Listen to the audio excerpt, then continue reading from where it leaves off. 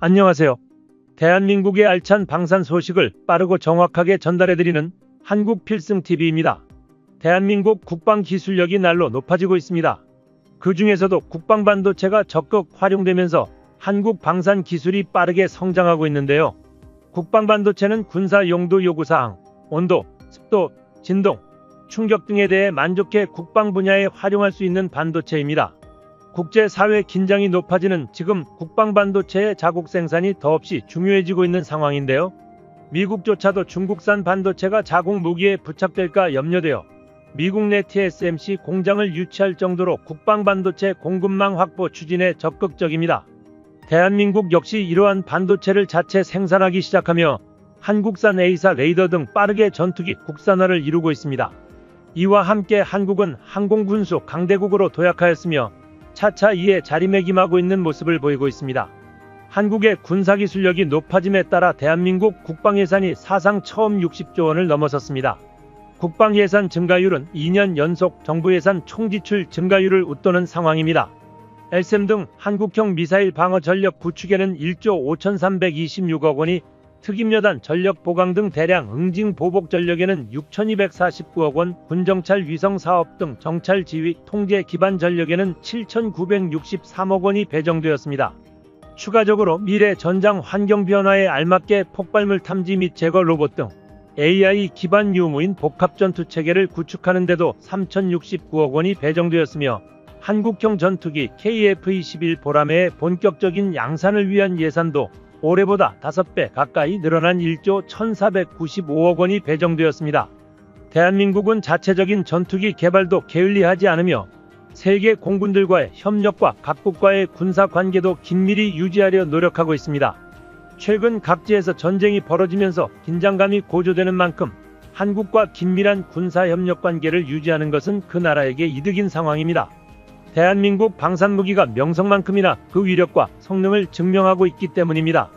올해 다양한 에어쇼와 전시회에 KF-21 전투기가 참가하게 되었는데요.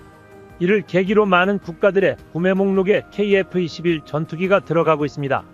영국, 일본의 차세대 전투기 개발이 중단될 수 있다는 전망이 나오는 가운데 일본은 영국이 빠진다면 애당초 들어오길 희망했던 사우디를 다시 넣는 것이 어떠냐는 말이 나오고 있습니다. 하지만 사우디아라비아는 이제 이러한 전투기 개발 난항을 비웃으며 대한민국 KF-21 전투기 공동개발에 대한 거대한 계획을 내놓았습니다. 사우디가 GCAP에 가입하려 할 때 결사반대했던 일본은 영국에게 뒤통수를 맞은 격이 되었고, 뒤늦게 사우디에게 제안한 일본의 차세대 전투기는 개발이 무너질 위기가 되었습니다. 그런데 일본이 난감한 상황에 처하게 된 배경은 영국의 변심에 있었습니다. 공동전투기 개발에 예상치 못한 변수가 등장한 것인데요. 영국은 차기 전투기 개발을 위해 당초 2025년까지 20억 파운드 한화 3조 5,800억 원을 투자하고 전체적으로 120억 파운드 한화 약 22조 5,300억 원을 지출할 계획이었습니다. 그러나 최근 영국 총선에서 집권 보수당이 참패, 정권 교체가 되면서 이 돈을 줄 수가 없다는 말이 나오고 있습니다.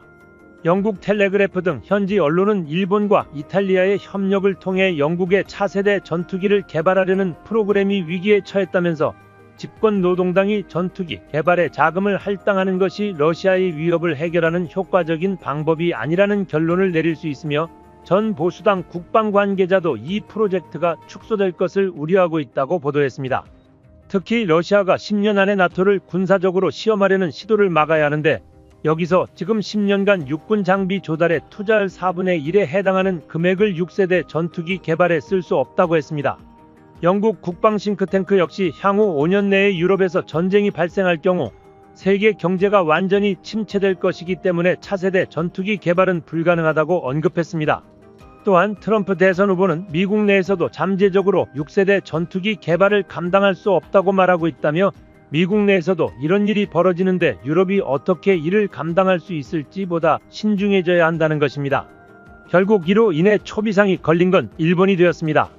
일본은 한국이 4.5세대 전투기를 개발한다고 했을 때 한국은 기술력이 없어 9세대 전투기를 개발하지만 일본은 5세대도 아닌 6세대를 개발한다고 큰 소리쳤습니다. 하지만 자신들이 계획한 F3 개발이 뜻대로 되지 않자 기술력이 뛰어난 영국과 손을 잡아 공동 개발에 나섰습니다. 그런데 지금 믿었던 영국이 정권 교체 후 이를 포기할 수도 있다는 말이 나와 일본은 말 그대로 난리가 난 것입니다.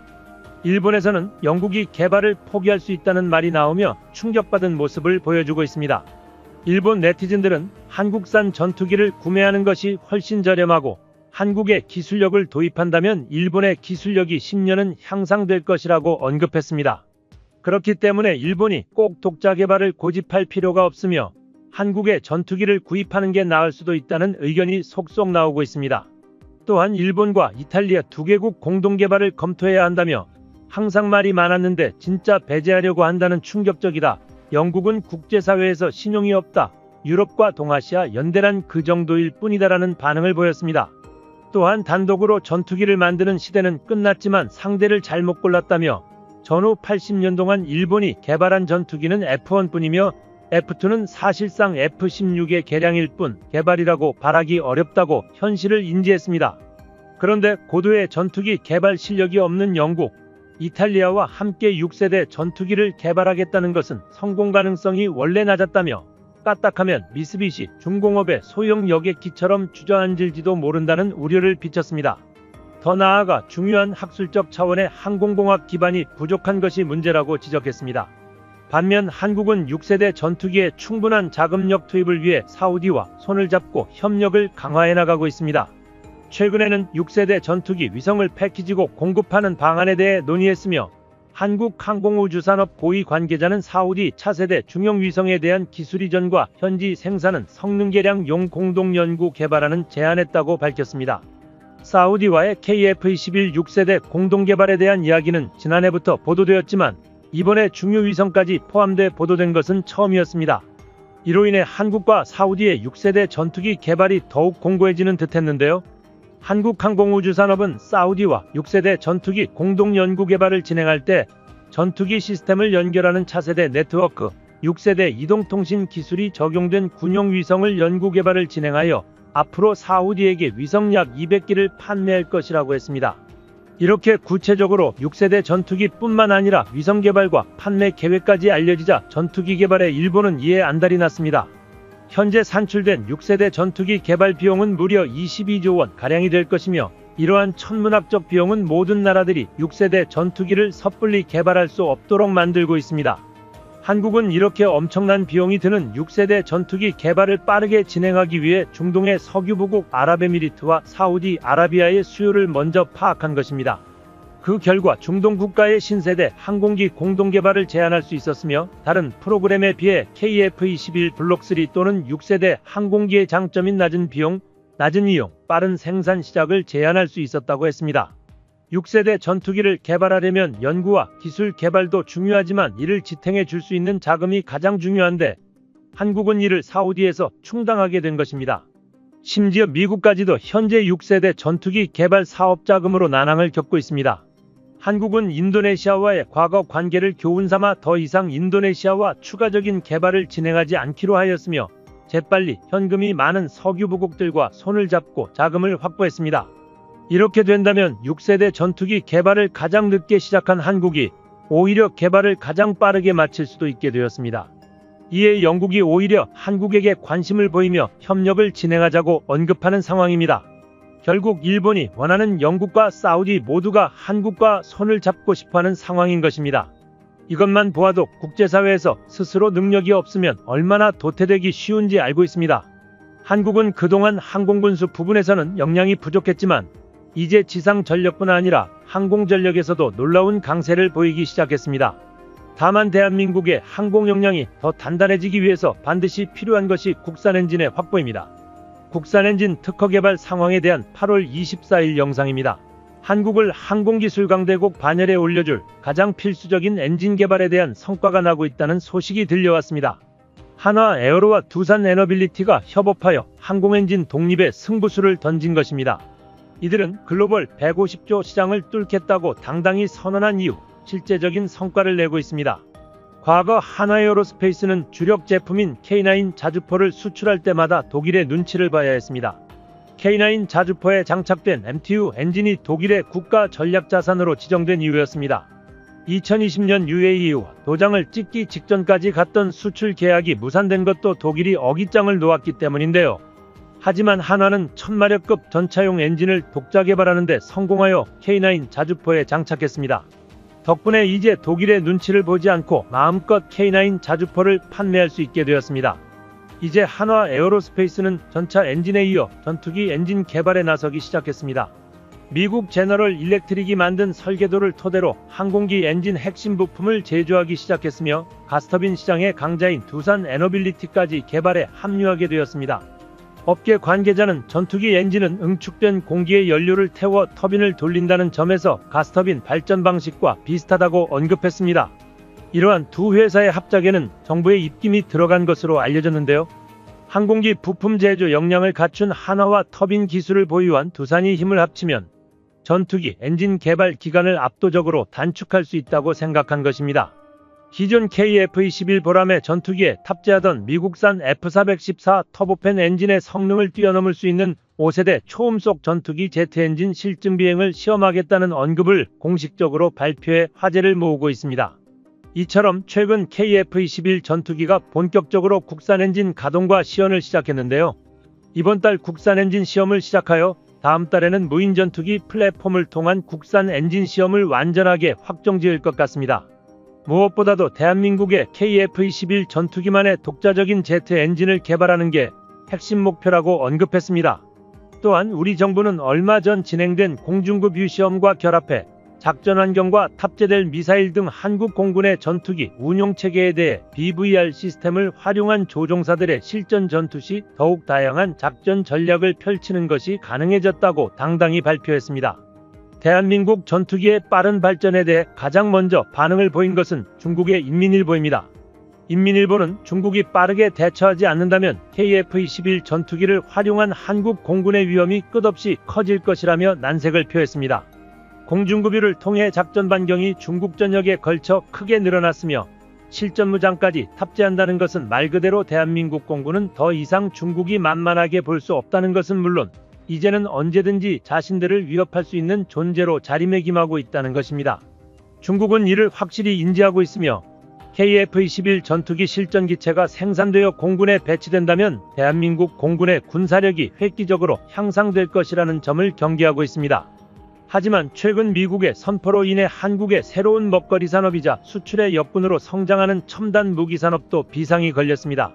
아직 100% 국산화되지 않았으며 미국산 무기와 연관되어 있는 대한민국 방산 무기 체계에 관해 재빠른 대응 체계를 마련하지 않는다면 미국 방산기업 로키드 마틴의 갑질이 더욱 심해질 것이라는 군사 전문가들의 발언이 지속적으로 나오고 있습니다. 전문가들이 주장한 바를 살펴보면 이는 굉장히 현실적으로 보이는데요.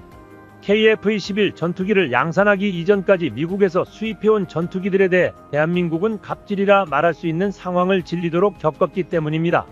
특히 미국산 F-15K와 KF-16의 경우 한국이 정당하게 돈을 지불하고 들여온 전투기이지만 가동률을 살펴보면 국산 FA-50 전투기의 반 정도 밖에 되지 않는 최악의 가동률을 보이고 있습니다.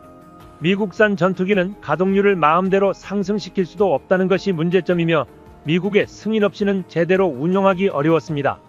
여전히 대한민국 전작권은 미국이 손에 쥐고 있는 상태이며 미국은 대한민국을 지키겠다는 약속을 위한 조치라며 한국과 동맹국의 결정적인 군사 능력이 갖춰지고 한반도와 영내 안보 환경이 안정적인 전작권 전환에 부합할 때 전작권을 반환하겠다고 언급했습니다. 현재 한국은 KF-21 전투기를 개발하며 전작권 반환에 가까워지고 있는 상태이지만 이러한 한국의 현실만 보더라도 얼마나 미국이 갑질을 해왔는지 알 수 있습니다. 그동안 미국산 전투기는 고장이 나더라도 핵심 부품을 로키드 마틴의 직원이 오기 전까진 일절 건드리지 못하고 무슨 일이든 미국에게 일일이 문의하고 허락을 받아야 했으며 성능 개량을 위해서는 미국이 부르는 값을 모조리 지불해야만 했습니다. 실제로 미국 보잉에서 내세운 F-15K 업그레이드 가격은 공시된 가격보다 무려 3.6배 높았습니다. 하지만 바가지를 쓰더라도 대한민국은 아무 말 할 수 없었으며 KF-21 전투기라는 자체 개발 전투기가 없었다면 모든 것을 감내해야만 했을 것입니다. 실제로 과거 20년간의 통계치를 살펴본다면 미국산 전투기를 운용했을 때 최초 도입 비용은 고작 3할에 불과했으며 유지보수 비용이 무려 7할 가까이 되는 비율을 차지했습니다. 또한 미국은 한국이 자신들의 전투기를 뜯어보는 것을 방지하기 위해 봉인지를 붙여두고 이를 훼손할 경우 수리를 거부하는 사태에 이르렀으며 일부 전투기 내부적 문제로 우리 조종사가 목숨을 잃을 뻔한 상황에서도 정확히 어떤 것이 문제인지 알려주지 않아 속을 끓일 수밖에 없는 상황을 연출했습니다. 하지만 이제 상황이 완전히 달라졌습니다. 한국은 KF-21 전투기를 개발하며 자주 국방을 위해 빠르게 발을 내딛고 있습니다. 사실 미국과 유럽 등 전투기 선진국들도 신형 전투기 개발 착수 후 전력화까지 15년 이상이 걸리는데 대한민국의 개발 계획은 10년 안팎으로 현재 성공가도를 달리고 있는 개발 상황이 일정에 맞춰 완벽히 성공할 경우 선진국들보다 짧은 기간에 개발을 성공하는 것입니다. 하루하루 피말리며 일정을 맞춰온 기술진은 향후 개발될 6세대 전투기 기반 기술까지 개발하고 있어서 놀라움을 더하고 있습니다. 수많은 신기술 개발에 힘을 쏟고 있으며 스텔스부터 국산 엔진까지 한국산 전투기를 위해 매일 고군분투하고 있습니다. 엔진 역량뿐만 아니라 스텔스 역량 향상에도 엄청난 노력을 갈아넣고 있습니다. 그에 앞서 개발하던 레이더 부분은 경이로운 성과를 내어 미국조차 한국의 성장세를 가늠할 수 없다는 언급을 하게 만들었습니다. 전투기의 하드웨어 스펙과 기체가 아무리 날렵하더라도 적전투기를 빠르게 먼저 탐지해내지 못한다면 어디서 날아오는지도 모르는 미사일에 순식간에 격추당하고 말 것이라는 것이 전문가들이 분석하는 냉혹한 현대 공중전입니다. 그렇기 때문에 우리 한국은 전투기에 탑재할 고성능 A사 레이더 기술 개량이 반드시 필요해졌습니다. 그 와중에 대한민국이 순수하게 독자적 기술로 개발해낸 반도체 전력 증폭기가 성공을 거두고 양산까지 되는 엄청난 성과를 일구어냈습니다. 과거 한국은 레이더 소재를 개발하는데 미국 레이더 방산기업인 레이시온에게 단 1%의 도움도 받지 못하며 차세대 질화갈륨 소재 개발을 위한 국내 방산 연구 개발에도 제한이 따를 수밖에 없었죠. 하지만 이제 상황이 달라졌습니다. 차세대 질화갈륨 소재에 대해 국내에서 100% 국산 생산이 가능해지면서 KF-21 레이더 체계 성능 강화가 한층 더 탄력받을 것으로 기대되었습니다. 얼마 전 국방과학연구소가 개발한 업그레이드된 레벨의 질화갈륨 전력 증폭 소자는 미국의 레이시온 등의 군사반도체 개발에 능숙한 극소수의 기업에서 모든 연구진들까지도 관심을 가졌습니다. 실제로 이러한 차세대 질화갈륨 소재는 유럽연합 전체보다 먼저 대한민국이 개발해냈는데요. 이 사실은 군사 전문가들 사이에서 굉장히 충격적인 사건으로 회자되고 있습니다. 한국은 전투기 개발에 꼭 필요한 놀라운 기술인 A사 레이더를 완전히 국산화하였으며 그 성능을 세계 최고 수준까지 끌어올렸다는 것입니다. 국방과학연구소가 A사 레이더 개량에 필요한 질화갈륨 전력 증폭 소재 양산 공장 기술을 국내 기술력으로 확보했다는 소식이 전해진 지 한 달 만에 한국전자통신연구원과 산업통신자원부, 국방부의 지원으로 국방과학연구소와 병행하여 민간기업이 레이더용 질화갈륨 염직접회로 전력소자 부품을 빠르게 양산할 수 있도록 돕는 근반도체 협력 사업을 시작한다는 것까지 밝혀 연일 한국 방산은 희소식이 전해지고 있습니다. 더욱 자랑스러운 점은 국산 반도체 기술 개발 과정 속에서 설계부터 개발까지 모두 대한민국이 스스로 이루어냈다는 점입니다. 이 말인즉슨 우리 한국이 전투기뿐만 아니라 한국산 A사 레이더에 이어 그 자체로도 방산무기 시장에서 엄청난 이득을 볼 수 있게 되었다는 이야기로도 해석되는데요. 차세대 질화갈륨 소자는 미국이 6세대 스텔스 전투기에 적용하려 준비하는 차세대 넥스트 레벨의 소재이며 소수의 국가만이 제작할 수 있다는 것입니다. 그래서 몇몇 군사 전문가들은 질화갈륨을 만들 수 없는 한국의 KF-21 전투기 전자전 능력에 관해 뚜렷한 기술적 향상을 이룩하는 것은 불가능하다고 단정을 지었지만 이 예상은 완전히 빗나갔습니다. 대한민국은 최첨단 반도체 기술력을 통해 차세대 질화갈륨 소재를 생산하기 시작하면서 KF-21 보람의 전투기에 들어갈 국산 레이더 소재에 대한 경쟁력이 한층 강화된 것입니다. 특히 한국산 전력 증폭 숫자는 기존 A사 레이더에 들어갔던 구버전의 질화갈륨 소자보다 260% 높은 효율로 더욱 강력한 고출력을 내게 하는 6세대급 A사 레이더 반도체 부품입니다. 이미 고출력 증폭기 소재를 접합한 1세대 질화갈륨은 구형 갈륨비소 소자 대비 10배에 달하는 높은 출력과 우수한 신호 변환 효율을 확보했습니다. 한국이 개발한 6세대급 질화갈륨은 엄청난 효율을 보이며 갈륨비소와 비교할 수 없을 정도의 격차로 뛰어난 레이더 기술을 갖추고 있습니다. 최근 대한민국 A사 레이더 관련 수출 소식까지 들려오며 한국의 기술력이 세계에 다시 한번 입증되고 있는 상황입니다. 대한민국 KF-21 전투기는 최근 생산 라인을 긴급 증설하고 있다는 사실을 밝히며 전 세계인들에게 눈길을 끌고 있는데요. 최근 우리나라는 스마트 팩토리 시스템을 도입한 이래로 국내 KF-21 수요와 더불어 해외 수요까지 폭증하고 있어 추가적인 수요가 전체적으로 확대되고 있는 놀라운 상황입니다. 대한민국 KF-21 전투기의 수출 가능성이 높아짐에 따라 국내 군사 전문가들은 KF-21 보람의 양산 가격을 950억 원 수준으로 예상하고 있으며 미국산 F-35 전투기에 비해 80% 이상의 가동률과 절반 이하의 운영 유지비를 갖출 것으로 전망되고 있습니다.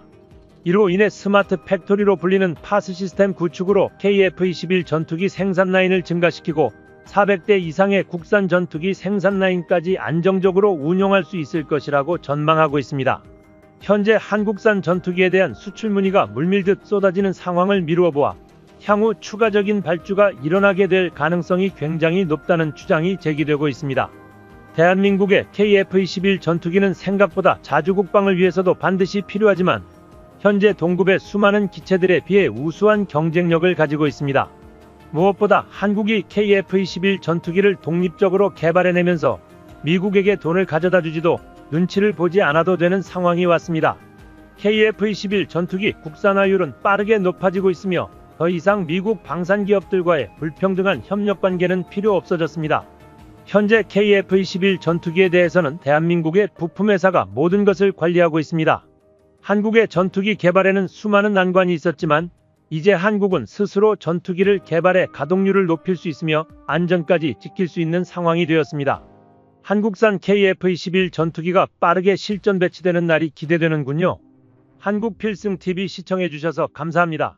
좋아요, 구독, 알림 설정 해두시면 언제나 신속하고 정확한 국방 소식 전달해 드리겠습니다. 구독자 여러분 좋은 하루 보내세요.